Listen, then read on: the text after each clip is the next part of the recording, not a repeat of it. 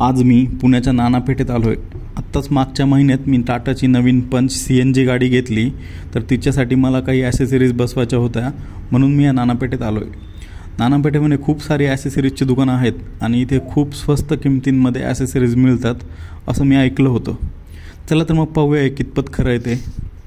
बऱ्याच दुकानांमधून कोटेशन घेतल्यानंतर मी आलो आहे नानापेठेतल्या रुबी मोटर्समध्ये। सर्वात आधी त्यांनी सीट कवर्स बसवण्यासाठी गाडीचे सीट्स खोलून त्याचं काम चालू केलं आहे।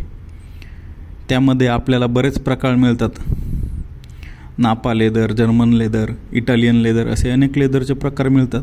त्यापैकी जर्मन आणि इटालियन लेदर हे जरा प्रीमियम आणि क्लासी सेगमेंटकडे झुकणार आहे, म्हणून मी इटालियन सीट कवर्स फायनल केले आहेत। त्याची त्यांनी बकेट फिटिंग केली आहे। बकेट फिटिंग म्हणजे जी एकदम प्रॉपर फिट बसते अशी फिटिंग असते। तोपर्यंत त्यांनी गाडीला डुअर वायझर आणि विंडो गार्निश बसवली आहे।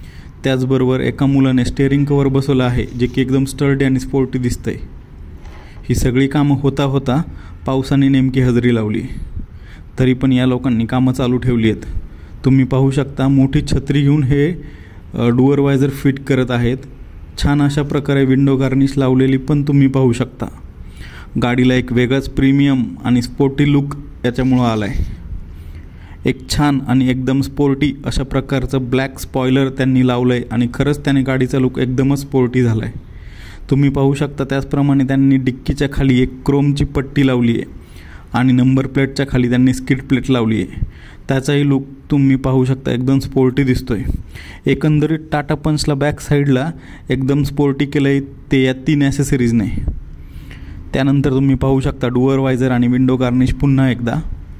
मला आवडलेलं सर्वात सुंदर आणि ॲसेसरी म्हणजे ही LED वाली स्कप प्लेट। रात्रीच्या वेळी एकदम सेक्सी आणि रिअली कूल असा लुक ॲड करतात या स्कप प्लेट। फक्त मेक शुअर दॅट की याचं कनेक्शन त्यांनी सॉकेट यूज करून घेतलं आहे, म्हणजे कंपनीची ओरिजिनल वायरिंग कट होत नाही आणि कंपनीची इलेक्ट्रिकल वॉरंटी टिकून राहते।